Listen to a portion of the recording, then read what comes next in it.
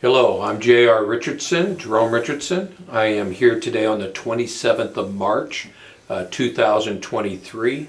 We are at the Military Veterans Services Center at Bellevue University, and we're here with the Nebraska Vietnam Veterans Memorial Foundation and the Share Your Story Project. With me today is Steve Reed.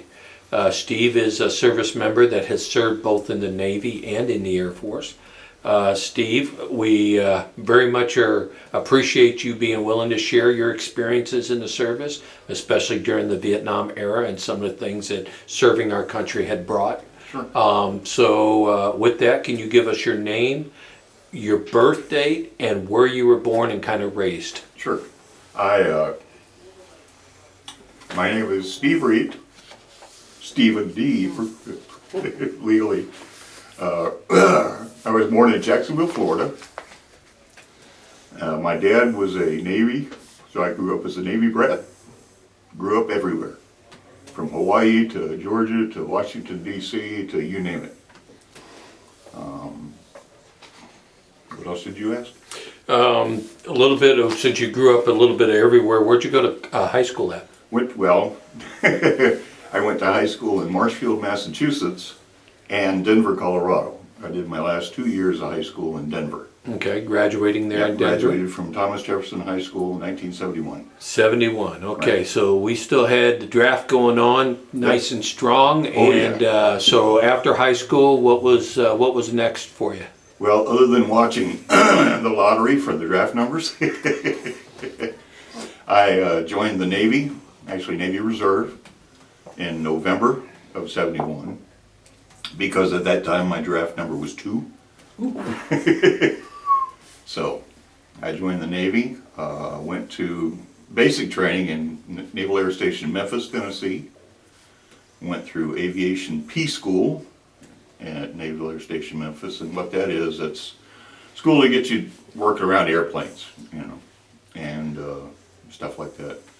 Went to A school, or tech school, at Lowry Air Force Base. I was assigned to the Navy unit there.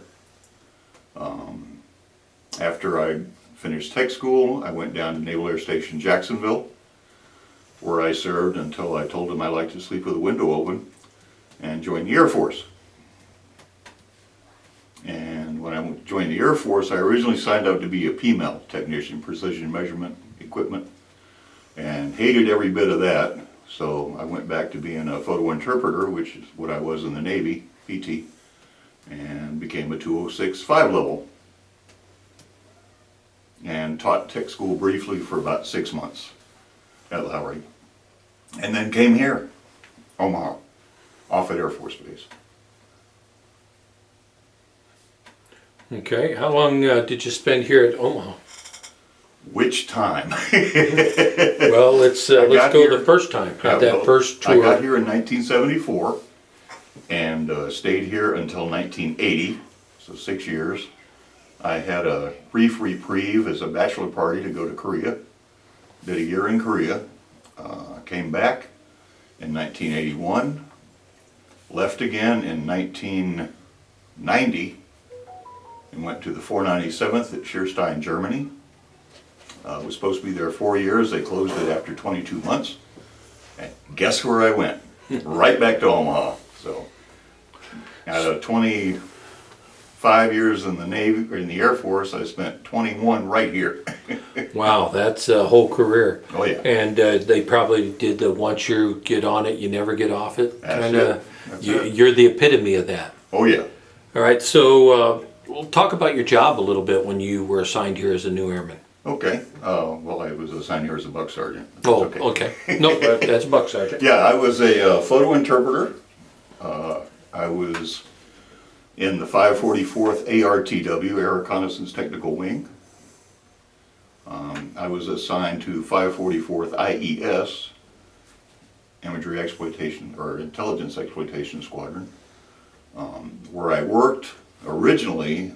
I was on the Soviet SAM team, Surface Air Missile team. Did that for, a number of years, and then I went out to the Soviet Air Team, where I was the NCOIC of that. That's when I went to Korea, to the Det 1 548th RTG out of Hawaii. It was me and another friend of mine, Chuck Walling. You remember Chuck? We were the first two people assigned to the 548th detachment, permanent party. They were supported TDY from Hawaii at that time. Anyway, after that, did a year there, came back here and was assigned again to the Soviet Air Team. I was their expert in Soviet R&D, air test centers and all that stuff. And I did that until 1986, I think it was. They created a new unit in the 544th called Systems Division. And the Systems Division was in charge of looking at future systems and how we're going to integrate them into here at SAC headquarters at that time. And I did that until I went to Germany. Was in SAC INY for a while, and which was Intel Systems. And I did that. Came back from Germany. I was at the 544th, or 497th RTG at Schierstein. I started off as the NCOIC of the system shop. We had 7 different systems that we maintained and operated, CADIS and a number of other ones. And then I moved out to NCOIC of the European exploitation team. At that time, Bosnia was going on, and so we were pretty busy. During that time also was Desert Storm, which I fought drinking beer and eating brats. Had an interesting thing happen, and that was I get a phone call. None of this is classified, by the way. Got a phone call in the middle of the night. The OIC took care of the day shift, I took care of the night shift. And I got a call about 11 o'clock at night from a colonel at Morón, Spain. And he had deployed a squadron of B-52s at Morón. And he called us up. He said, "Hey, we need help." I said, "What you need, Colonel?" He said, "Well, we came out of SAC." I said, "Well, yeah, I figured that it'd be a B-52 squadron." He said, "We got no target materials." And I said, "What?" He said, "We got nothing. We got no charts, we got no maps, we got nothing." I said, "Huh, okay." So I told him, "Let me call you back." I got a hold of my buddy that worked over in the production side. I worked at the exploitation side. And I said, "Hey, we got this unit here that's got nothing. And they got to go bomb Baghdad tomorrow." He's like, "Oh crap." So I got a list of targets and everything, and I said, see if we got this stuff. Turned out we did. We had it all. Called the colonel back and I said, "Okay, I'm going to set up a fax." You know, we couldn't fax directly to them. We had to go to Ramstein and then Ramstein fax to them. So we did that. In the meantime, I told one of my airmen, I said, "You need to go find the boss. Go find the commander." He said, "Okay." So we went to his quarters. He was not there. I said, "Did you call him on his brick?" "Yeah, he's not answering his brick. He's nowhere to be found." "Okay, press forward. We're going to do what we need to do."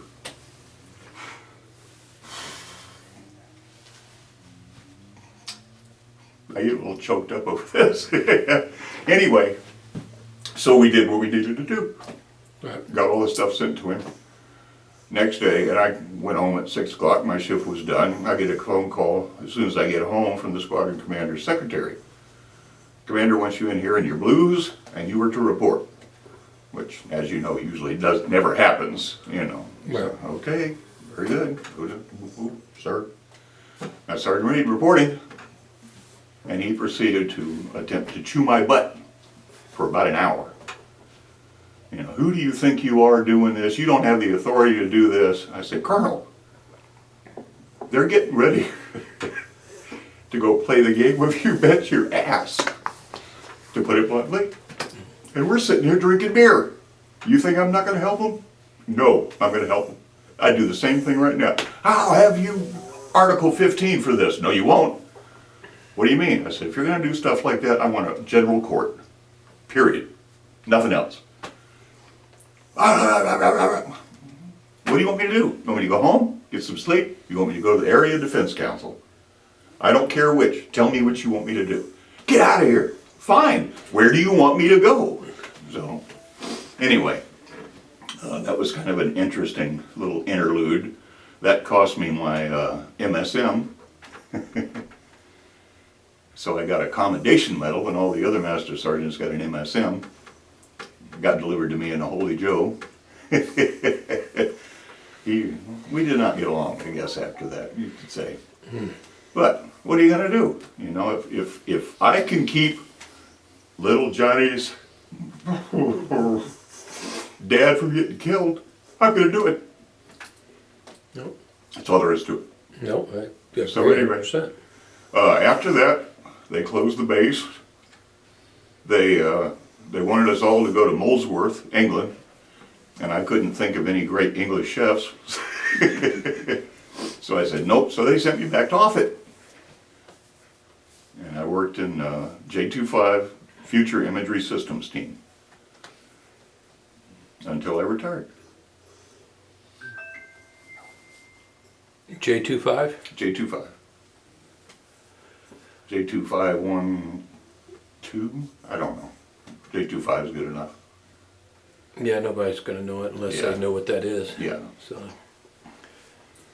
all right. Well, that's very interesting what happened in the war there, and you probably made a big difference, especially if they used your information for their I targeting. hope so. It's ironic that as you were talking, you had mentioned that Bosnia. You were over there during Bosnia as well. Right. And as soon as you started talking about the targeting information, I remembered that we had bombed the Chinese embassy when we went in to Bosnia, Yep. and we were using target information that was so old, and it almost created a real bad situation between us and some of the other targets that we hit, specifically the Chinese targets. And we found out about that after the fact because nobody asked us. Yeah. And so I'm sure that commander had that on his mind when he was looking and doing what he had to do to find information. Yeah, I So- don't know. I can't say. And you're still here, so the one I'm thing... still here, so. Yeah, so the one thing I usually do use as a litmus test is if you did something wrong, you wouldn't be here. Right. That's from the recruiter side of me. Sure, So, but thank you for your service on that and sharing that with me, Sure. because I can tell that it was something that you took very, you didn't take it lightly making those Nope. decisions. So, Nope. But what do you do? no, well, there's actually, because this is your story, not mine, but I'll share something after we're done. Okay. But let's talk a little bit about basic training. When you went through basic, your dad was military already. Yep. He was a And- Navy commander. And you did basic for the Navy. Yep. What was that like? I had a blast. I literally had a blast. I think I was the youngest person in our company, because that was in the height of the draft. They were all college graduates, and all this stuff. And there was me, who was just having fun. And I'll show you one story. It was funny. We had a bosun's mate first class. He was our company commander, which is the Navy equivalent of a TI, who had worked for my dad, as it turns out. And Now, was this at Great Lakes then? no, this was at Naval Air Station in Memphis. Okay, that's right. You did mention that. And so anyway, what was I saying? The guy who worked for your dad. Yeah. So anyway, Moncrief was his name, and he was a little short guy. Sorry, yeah. He'd chew your butt, like that. Shut up. But anyway, I had ridden my motorcycle from this office from Florida out to Denver, where I enlisted. And for some reason, I have no idea why, but I'd stop in motels and I'd grab the little soaps and just threw in my shaving kit. Well, I showed up at Naval Air Station Memphis with like 6 of these things in my shaving kit. And of course, the company commander went ballistic over that. So we had an inspection, and he opened up my shaving kit and saw these 6 or 8 bars of soap. He says, "Okay, do you know how to do the T-Berry shuffle?" I don't know if you're old enough to remember that. Da-da-da-da-da. So I said, "Yeah." He said, "Okay, I want you to go around to everybody in the barracks doing the T-Berry shuffle and saying, 'I have a dirty body, that's why I saved all my soap.'" Okay, you know, I don't care, I'm having a blast, right? So who do I go up to first? The CO. And he's standing there, "Da-da-da-da. What are you doing?" "I have a dirty body, that's why I say, get out of here." And he started chewing BM1's Moncrief's butt for that. It was hilarious. So anyway, had a blast there, which bears on what happened later on in my career. So anyway, it was 4 weeks, intensive 4 weeks. And you know, we managed to do most of our basic training with an M1 up like this at high port. I don't know why, but we did. So anyway, it was a lot of fun. I had a blast. And then when you went to your A school, that was for aviation. Well, I was in what they call an Airedale in the Navy, which means I was in Group 9, which is air related. Yeah, and I went to Lowry Air Force Base to PT, photo interpreter A school, which oddly enough my dad had run before he went to Florida, so I walked in knowing half the people already, you know. Anyway. With the career field, can you describe some of that for me? Because I know that there's targeting, there's also the assessments, Right. that after the bombings and things of that nature. Yeah, bomb damage assessment. Yeah, exactly. So what did they teach you? Can you go through some of that process? Sure. The Navy, what the Navy did, and we went to tech school with the Air Force. So we'd have a classroom that had, I don't know, 10 or 12 Air Force guys and 6 or 8 Navy guys. And we went all the way together up until the very last block, the last section, chapter, whatever you want to call it. And at that time, the Air Force went off and learned how to do radar predictions using pencils and sandpaper and all this stuff. And the Navy split off and we built strip charts. And our strip chart was how we were going to nuke Moscow from the aircraft carrier Ranger. How we were going to get back, nobody ever addressed that. But anyway, so that was the difference between the two. Otherwise, everything was the same. Okay. And we learned basically interpreting photographs. So you're looking at, in the case of aircraft, you have what's called the wefts, wing, engine, fuselage, tail, etc. Tanks, you know what to look for. The first thing that we learned in tech school is if you see a straight line, it's not Mother Nature, it's created. That was one of the key ID features of anything as a photo interpreter. If you see a straight line, that's not. That makes a lot of sense. Yeah, that's man-made, so we need to look at it closer and figure out what it is. We also learned how to do photogrammetry, which was, I found interesting, because I had failed math all the way through high school. But when I went to tech school, they gave us this thing called a slide rule. And I was like, ooh, this is cool. And so you figure out, okay, building is such for, you know, this distance on the photograph and cast this much of a shadow. And hey, that building is 200 feet tall. I like this. First time I ever aced math in my life was that, because of that little thing. Yeah, math with a purpose. Yeah, exactly. And that was my problem. When I was in high school taking geometry, you know, you work through this whole formula to come up with an answer of 12. What the heck does that mean? You know, it doesn't mean anything. But doing this, oh, that telephone pole is 12 feet high. That makes sense. So that was pretty interesting.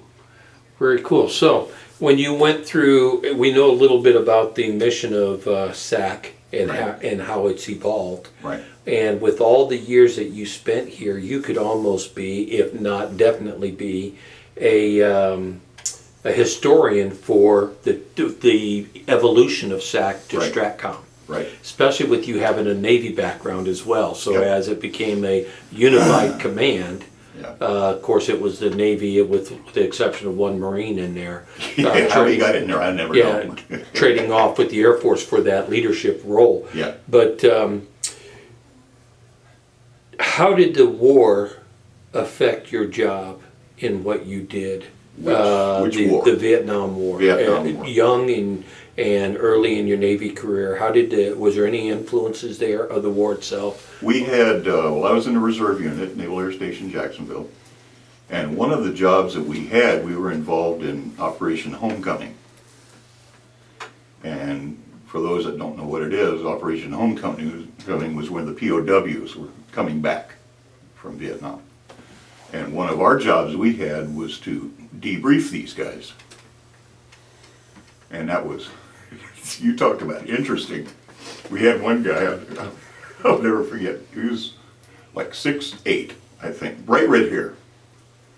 And he had managed, I still crack up, he managed to sweep himself out of the camp, the prison camp, Hanoi Hilton. And he got to looking around, and everybody came up to about here on him. He was, So he swept himself back into the camp.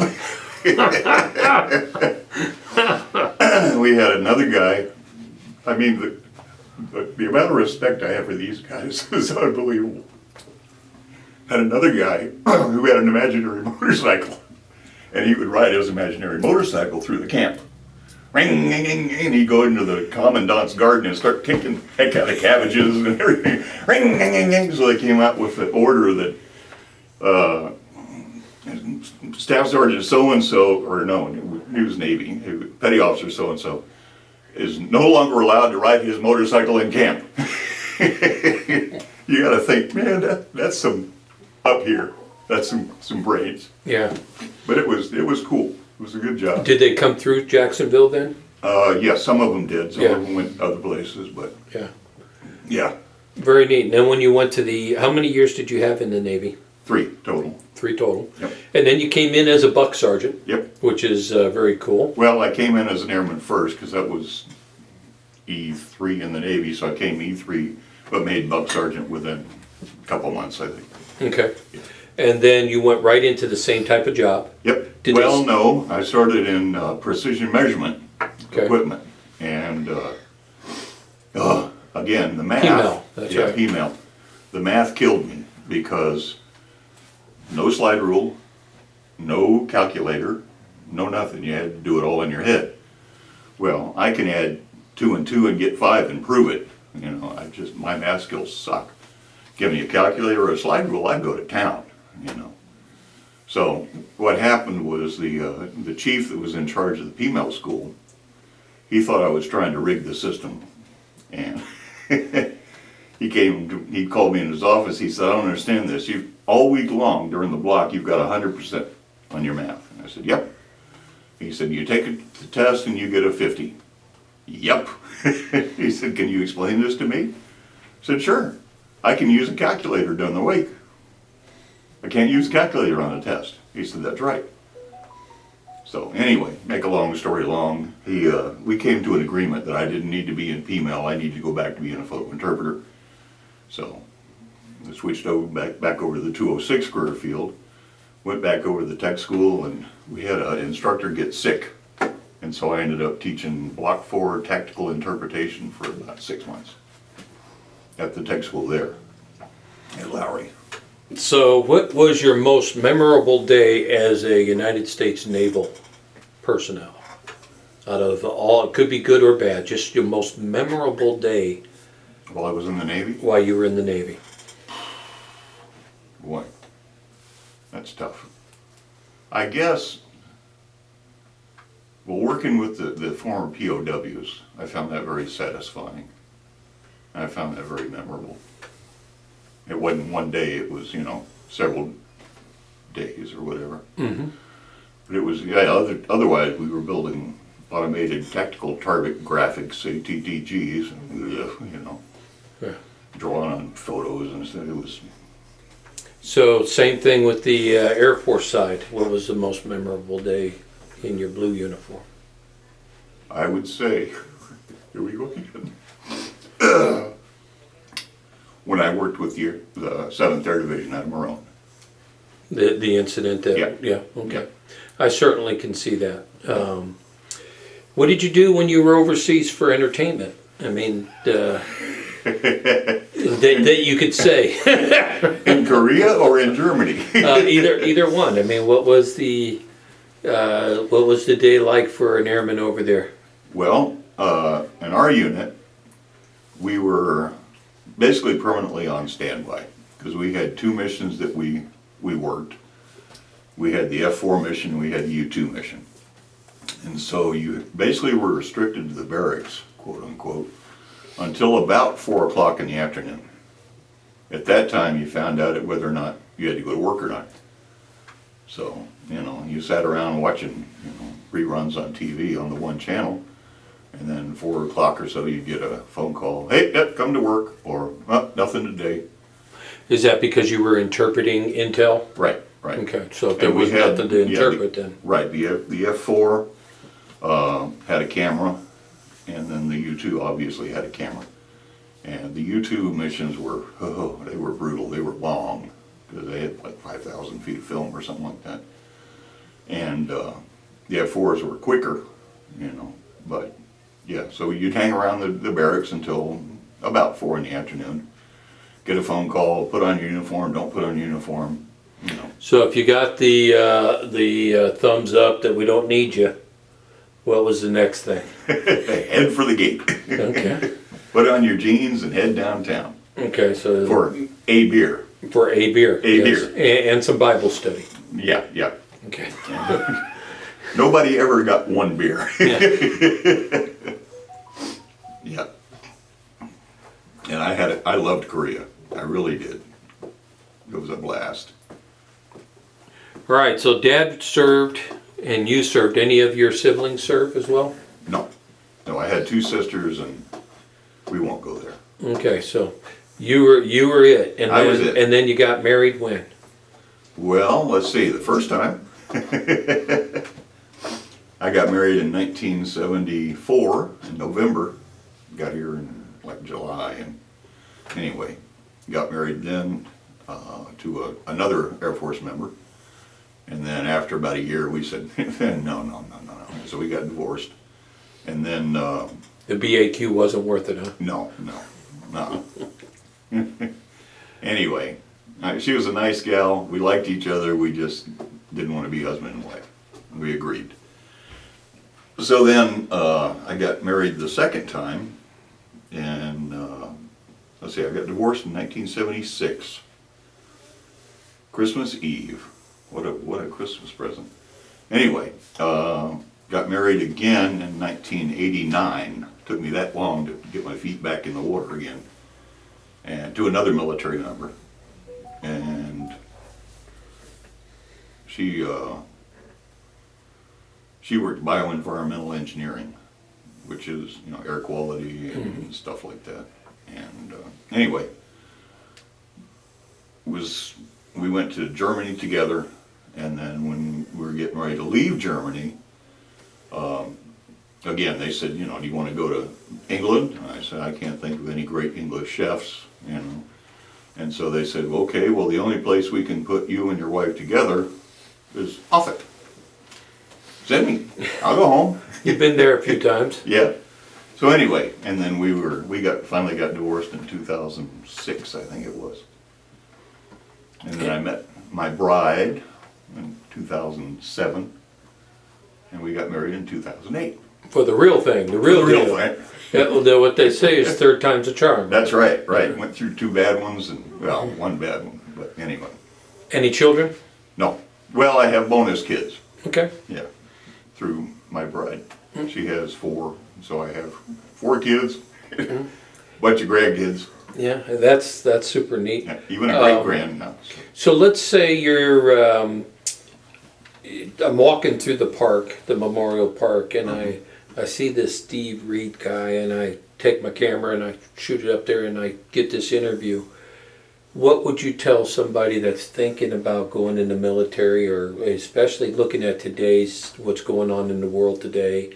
Recruitment's really kind of tough, you know, Right. and this isn't a recruiting feature. Sure. I'm just, for those who have served, we all do this naturally where we're saying, hey, that's a good idea, or no, maybe you shouldn't. What would you tell a young person considering service today? I would say that it's not for everybody. I would have a hard time convincing somebody to go in today because the way the things are, I'll just leave it at that, between the military and especially government leadership, or lack thereof. And so I'd have a hard time, and especially somebody that's thinking of coming to often, let's say. I would say no. Because the reason I say that is when I got here, back when we had covered wagons, in 1974, we had 4 pools, we had 4 theaters, we had, what else? We had an Airman's Club, an NCO Club, and an O Club. And they were all vibrant, doing great things. And now we have none of it. We have 1 golf course. We used to have 2. So, you know, to tell a young airman, hey, go to Offutt. Why? We have 1 pool and it's in the gym. We have 1 theater. No, we don't even have 1 theater anymore. It's gone. We used to have Cape Art Theater and it's gone. So there's no theaters, there's no recreation per se. We got the base lake that you can't go in, you know. Why would somebody want to come here? And I would have a hard time convincing them of that. You know, there are a lot of other bases that have a lot more to offer the young kids. And again, as a young kid coming here that can't do anything except what? Drink, you know, stay in the barracks, go hit the bars downtown. You know, no. I would have a hard time. Well, I think that's very astute. Now let's go back to that all being aside. Uh-huh. What are some of the things that you got from your military service? Because not every day was a picnic either. No. So what are some of the things that you took away on those bad days to make those bad days plausible for you to get through them? Sure. I would say that stick to it is one of them. You know, things things may suck today, but they'll probably get better tomorrow, hopefully. And again, when I joined, I had every intention of retiring, whether it was from the Navy or the Air Force. I didn't care. I was going to be in the military as a lifer, you know.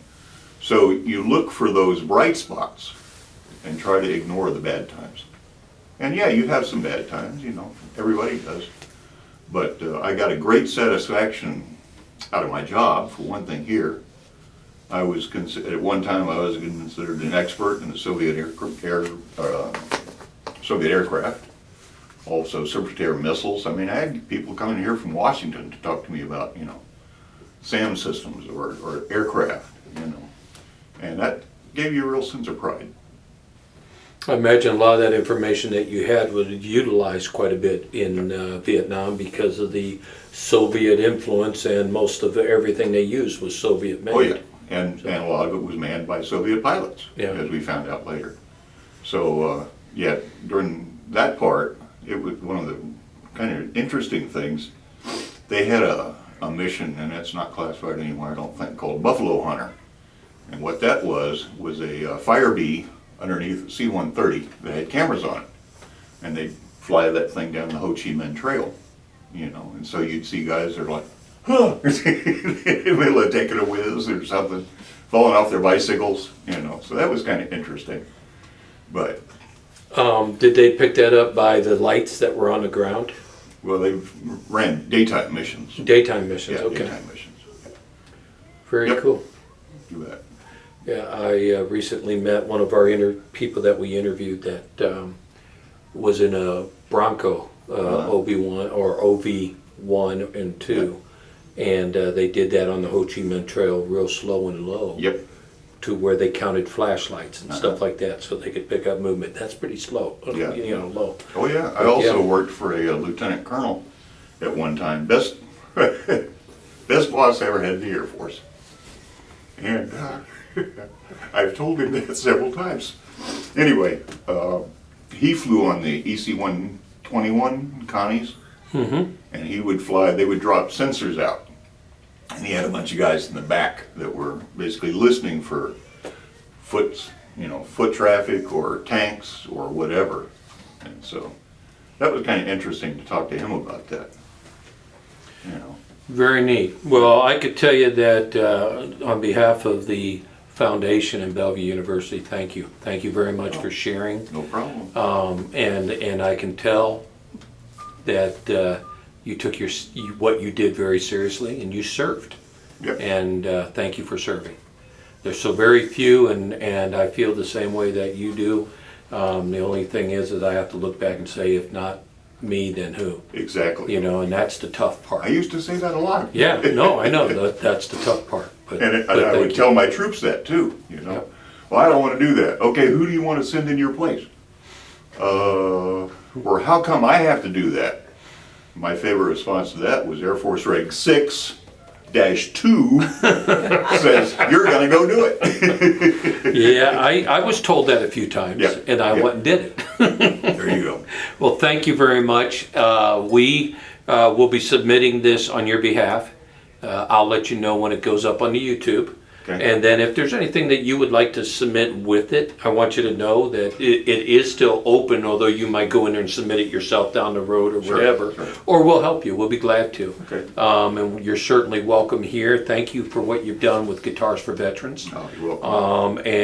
Wish I could still do it. Well, and I understand the hand's not there, but you certainly can come in and help out, and maybe this is a program that you might want to help us out with Sure. as well. Be glad to. But thank you very much. And with that, I'll go ahead and end this. Okay.